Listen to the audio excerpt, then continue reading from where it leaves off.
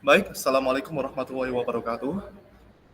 Salam Om Swastiastu, Namo Buddhaya, salam kebajikan. Kenalkan kami dari Universitas Dinamika Surabaya dengan program studi S1 Sistem Informasi.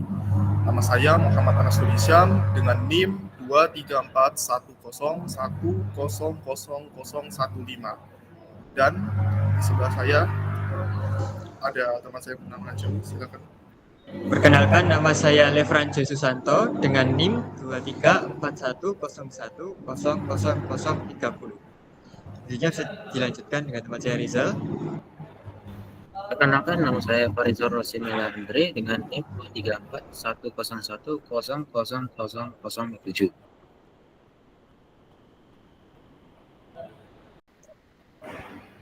Baik, kami bertiga dari kelompok 2 akan mempresentasikan hasil diskusi kami tentang Odoo. Nah, yang akan saya bahas di sini adalah inventory, seperti yang kalian lihat di sini. Nah, ini adalah inventory dari Odoo itu sendiri. Nah, di bagian inventory overview, menu overview, seperti yang kalian lihat, ini ada 3 ya. Ada receipts, delivery orders, dan manufacturing. Nah, untuk receipt sendiri bisa kita lihat di sini. Nah, pada menu receipt sendiri ini adalah berisi dari data barang masuk. Nah, seperti yang kalian lihat, schedule date-nya 6 hari yang lalu, yesterday, dan seterusnya. Nah, ini ada company-nya dari perusahaan mana dan statusnya seperti apa. Nah, ini kita bisa lihat statusnya barang yang masuk. Nah, seperti itu. Oke, kita lanjut ke deliveries. Nah, di delivery sendiri adalah berisi data barang keluar. Nah, seperti yang kalian lihat, di sini juga ada kontaknya dari mana, lalu schedule date-nya, keluarnya ini kapan, kita bisa tahu juga dari sini, lalu statusnya seperti apa, dan dari company mana, seperti itu. Oke, sekarang kita lanjut ke manufacturing. Nah, pada manufacturing sendiri, ini adalah berisi data barang yang dibuat. Nah, jadi ini data barangnya, ini kode-kode, lalu ini startnya dibuatnya ini kapan, 15 hari yang lalu, 8 hari yang lalu, dan dari kemarin ada hari ini juga, lalu statusnya apa. Nah, ini bisa kita lihat ya, dari company mana, lalu quantity, jumlahnya berapa, seperti itu. Oke, lalu kita masuk ke adjustment physical inventory. Nah, pada bagian adjustment physical inventory ini, kita bisa mengatur quantity-nya gimana. Jadi kita bisa merubah quantity. Contoh, ini akan saya tunjukkan. Nah, di sini adalah on hand quantity-nya ada 70. Nah, ini saya ubah jadi 60 aja. Nah, lalu saya apply. Nah, di on hand quantity-nya berubah mengikuti apa yang kita tulis tadi. Seperti itu. Nah, sekarang kita akan lanjut ke adjustment bagian scrap. Nah, di bagian scrap sendiri, ini berfungsi sebagai tempat pembuangan produk yang tidak diperlukan atau sudah tidak diproduksi lagi. Seperti itu. Nah, selanjutnya kita masuk ke procurement replenishment. Nah, pada bagian ini adalah tempat untuk membeli barang lagi. Jadi seperti yang kita lihat di sini, ini adalah produknya apa saja. Lalu ini ada minimal, maksimal to order. Nah, ini juga bisa kita rubah minimalnya berapa. Misal saya tulis 10 di sini ya. Lalu maksimalnya juga akan mengikuti. Jadi ordernya itu ada 20. Seperti itu. Maksimalnya saya buat berapa, 20. Nah, jadi 30 seperti itu. Untuk yang ini. Oke. Lalu sekarang kita masuk pada bagian produk. Nah, di produk sendiri ada 3 bagian seperti yang kalian lihat di sini. Ini ada produk, produk varian, dan lost serial number. Nah, kita masuk ke produk sekarang. Nah, pada bagian produk sendiri, ini adalah tempat untuk melihat daftar produk. Nah, kalian bisa lihat ini ada banyak sekali daftar produk yang bisa kalian lihat. Mungkin salah satu saya ketik, nah seperti ini. Seperti ini. Oke, kita lanjut ke produk varian ya. Nah, di produk varian sendiri, ini adalah tempat untuk melihat berbagai varian produk. Nah, di sini ada sales price, cost, on hand, dan forecast. Nah, di sales price sendiri, ini adalah harga jual dari produk itu sendiri. Nah, seperti yang kalian ada 20.000, 50.000, 750.000, dan sebagainya. Lalu ada cost. Nah, cost itu adalah harga dari pembuatan produk itu. Nah, seperti yang kalian lihat, ini ada 600.000, ini ada 1 juta, 120.000, dan seterusnya ya. Lalu ini ada one hand. Nah, one hand sendiri, ini adalah jumlah produk yang tersedia. Ini bisa kalian lihat, ini adalah jumlah-jumlah dari produk yang tersedia. Lalu forecasted. Nah, ini adalah jumlah produk yang akan terjual. Nah, ini ada minusnya juga. Nah, ini bisa kalian lihat di sini. Nah, forecast. Oke. Nah, lalu kita lanjut ke lost serial number. Nah, seperti yang kalian lihat di sini, ini adalah tempat untuk memeriksa nomor serial dari setiap produk yang ada di inventory atau stok. Nah, ini salah satunya akan saya lihat. Nah, ini adalah nomor seri dari produk yang tersimpan di inventory, stok, seperti itu. Oke, sekarang kita lanjut ke menu reporting pada inventory. Nah, di sini ada 4, seperti yang kalian lihat. Ada stock, movers history, movers analysis, dan valuation. Kita akan melihat yang stock. Nah, seperti ini.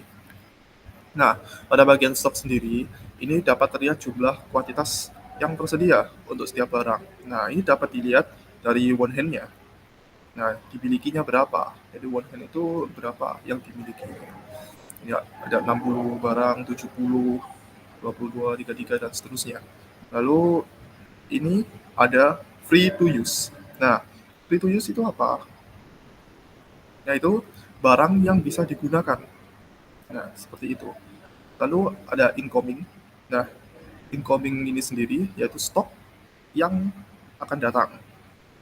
Ya, ini bisa kita lihat di sini stok yang akan datangnya bagaimana, dan outgoing ini stok yang akan dikirim keluar, seperti itu. Oke.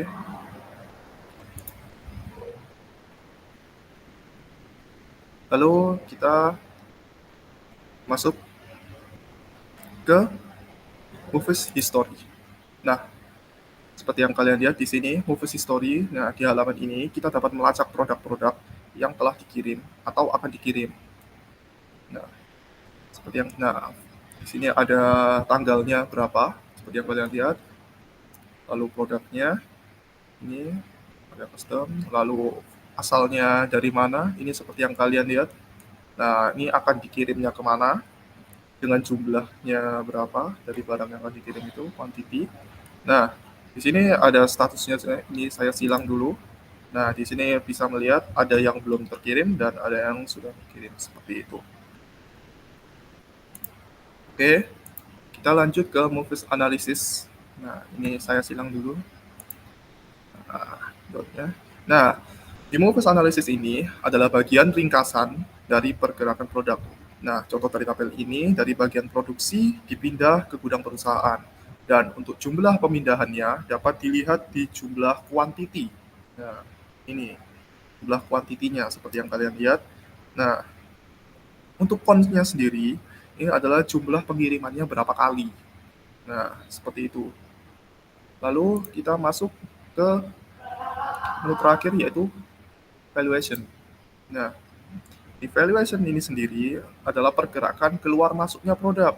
Nah, ini ada tanggalnya, lalu produknya apa, jumlahnya berapa, dan total value-nya berapa. Seperti itu. Oke. Sekarang kita masuk ke menu terakhir dari inventory, yaitu configuration. Nah, di sini ada warehouse, lalu operation types, produk kategori, dan attributes. Nah, sekarang kita akan membahas warehouse. Nah, warehouse management ini sendiri itu untuk mengatur gudang ya. Jadi kita lihat warehouse. Nah, warehouse sendiri yaitu list atau daftar gudang yang dimiliki oleh perusahaan. Seperti itu. Oke. Lalu ada operation types. Nah, operation types sendiri yaitu kegiatan yang dilakukan perusahaan di bagian inventory. Nah, ini operation types. Bisa kalian lihat yang dilakukan di bagian inventory. Deliveries order, manufacturing, receipts, seperti itu. Nah, lalu kita masuk ke produk kategoris. Nah, sini seperti yang kalian lihat, produk kategori sendiri yaitu pengelompokan produk yang disesuaikan dengan keinginan perusahaan. Nah, banyak sekali kan kategori-kategori dari produk. Nah, ini nih disesuaikan dengan keinginan perusahaan seperti itu. Oke. Lalu kita masuk ke menu terakhir yaitu atribut. Nah, atribut sendiri yaitu karakteristik produk seperti apa. Nah, mendaftarkan karakteristik produknya. Ini disesuaikan juga. Seperti itu. Nah, ini adalah color, duration, size, substance, dan fabric. Nah, seperti yang kalian lihat. Baik, itu saja penjelasan inventory dari saya. Selanjutnya, penjelasan selanjutnya akan dijelaskan oleh teman saya, Joy. Silakan, Joy.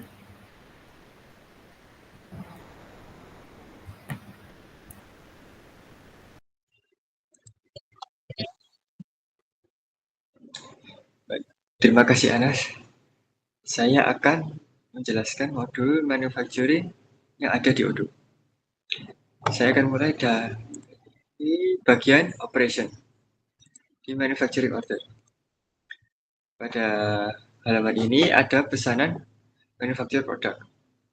Dan setiap produk itu memiliki kode referensi, kapan dimulai, produk yang dibuat apa, sensitivity untuk membuat jadwal, source ini menunjukkan dokumen, komponen status ini apakah komponen hanya ada atau tidak, quantity adalah jumlah yang diproduksi, company adalah tempat di mana manufaktur itu dilakukan, dan state ini menunjukkan apakah order ini sudah diterima atau masih ditahan. Selanjutnya adalah work orders. Pada kegiatan ini adalah bagian kegiatan yang dilakukan oleh operasi-operasi di tempat kerja lain. Dan juga produknya apa, jumlahnya berapa, dan ini menunjukkan perkiraan berapa lama manufaktur itu dilakukan. Selanjutnya pada unbilled orders.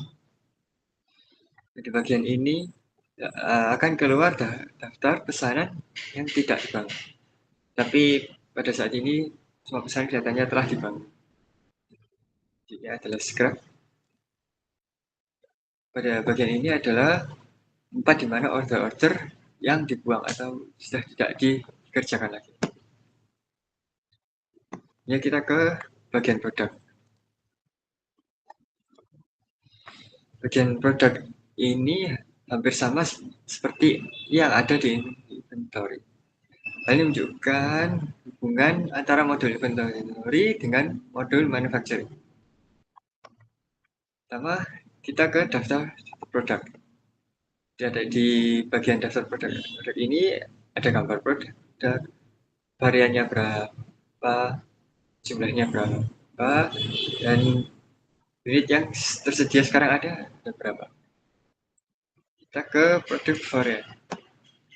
Bagian produk varian ini kita dapat melihat variasi-variasi produk yang ada. Contohnya customizable dye. Ada yang warnanya putih dan ada yang warnanya hitam. Ya, kita ke bill of materials. Di bagian bill of materials dapat dilihat bahan atau bagian yang diperlukan untuk membuat atau menyusun suatu produk yang jadi. Contohnya di desk combination. Ini membunuh mekan, kursi, sebagian meja, dan juga laci. Ke lots dan serial number. Bagian ini menunjukkan kode yang diberikan untuk setiap produk yang sedang tersedia. Selanjutnya kita ke bagian reporting. Pertama adalah work order. Untuk di bagian work order ini kita dapat melihat jenjang waktu setiap pesanan kerja sesuai dengan kode referensi mereka. Dari jika kita hilangkan tidak bergantung pada work center. Kode referensi ini dapat menentukan pekerjaan mana yang memiliki bobot yang lebih berat. Juga kita bisa memilih beberapa jenis grafik, ya, garis atau pie. Selanjutnya adalah overall equipment effectiveness. Di bagian ini kita dapat melihat beberapa besar produktivitas alat atau mesin dalam waktu menit. Contohnya ini assembly 1. Dan dapat lihat waktu produksinya adalah 4.320 menit. Dan juga kita dapat melihat ketersediaan material, alat yang gagal, dan juga total. Informasi ini dapat digunakan untuk menambah atau mengurangi investasi terhadap suatu alat. Perawatan dan juga pembelian bahan baku jika misalnya bahan baku tersebut sudah habis. Dan yang terakhir kita ke bagian configuration. Pertama adalah work center. Di bagian work center ini terdapat daftar bagian-bagian manufaktur atau divisi-divisi yang ada di manufaktur. Ini ada assembly untuk penyusunan drilling. Ini kita ke operation.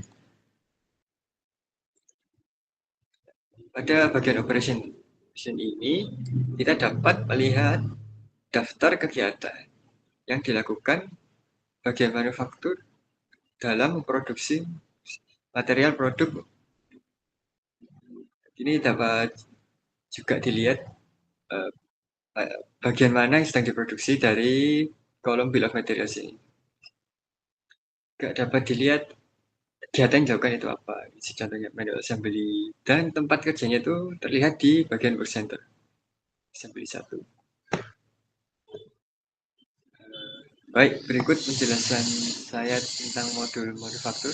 Untuk perbandingan ERP umum dengan Odoo akan saya berikan ke teman saya. Baik, terima kasih Joy. Berikut saya akan melanjutkan perbandingan antara ERP umum dengan Odoo. Pertama kita perbandingkan arsitektur antara ERP umum dengan Odoo.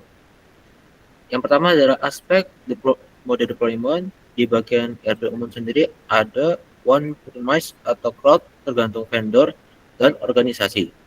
Di Odoo sendiri ada cloud SaaS atau software as a service via Odoo Online.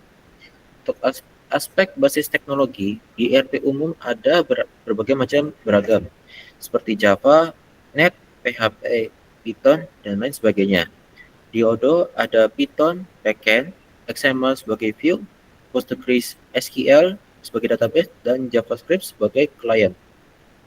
Untuk klien integrasi modul, di ERP umum sering perlu integrasi manual dan tidak selalu seamless. Di bagian Odoo termasuk native integration antar modul secara seamless.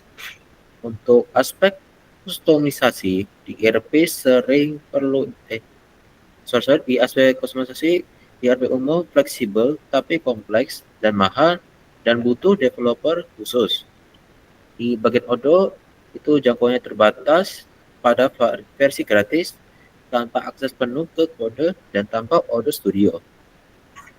Untuk skalabilitasnya, aspeknya di ERP umum perlu perencanaan dan investasi besar saat menambah modul atau pengguna.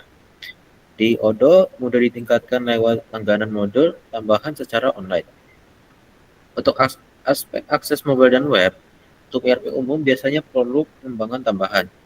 Di bagian Odoo, web-based dan mobile friendly secara default. Untuk aspek ekosistem add-ons di ERP umum, itu biasanya perlu pengembangan tambahan.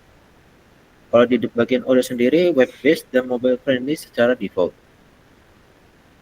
Untuk aspek ekosistem add-ons terbatas tergantung vendor tertentu, itu di bagian ERP umum, dan di bagian Odoo, marketplace Odoo App Store itu udah ribuan modul dari komunitas dan vendor resmi. Untuk aspek arsitektur sistem, di ERP umum ada 3 tier, diantaranya ada presentation, logic, dan database. Di Odoo ada modular berbasis web atau MVC plus ORM. Untuk aspek ownership dan control, di bagian ERP umum itu dimiliki dan dikelola penuh oleh perusahaan pengguna. Untuk Odoo itu dikelola oleh penyedia Odoo atau pengguna hanya akses layanan.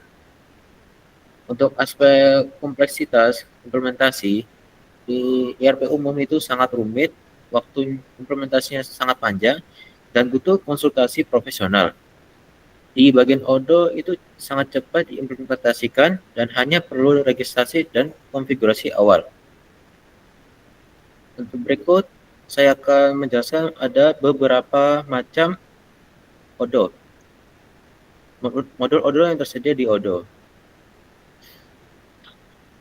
Baik, modul Odoo yang pertama ada invoicing, website, accounting, purchase, e-commerce, requirement, data recycle, sign, helpdesk, surveys, repairs, dan marketing automation.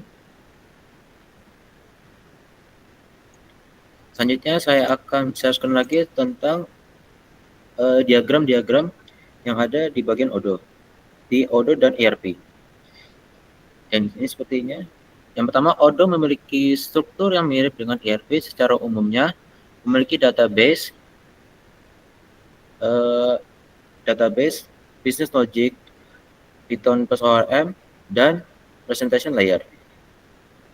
Dalam Odoo, database layer integrasi dalam PostgreSQL database.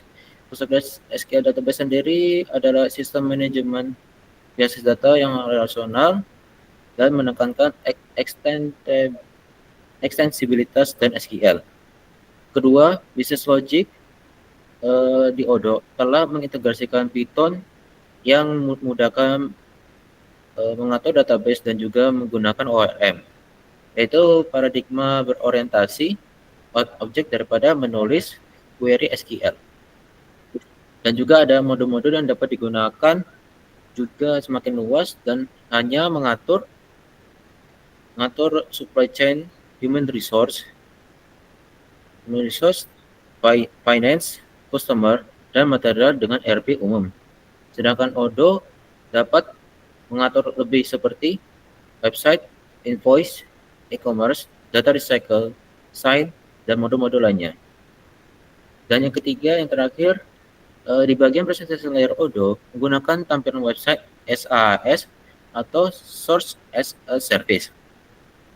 Itu yang sudah disediakan oleh Odoo sendiri untuk mengoperasikan Odoo lain oleh Odoo sendiri di berbagai macam device.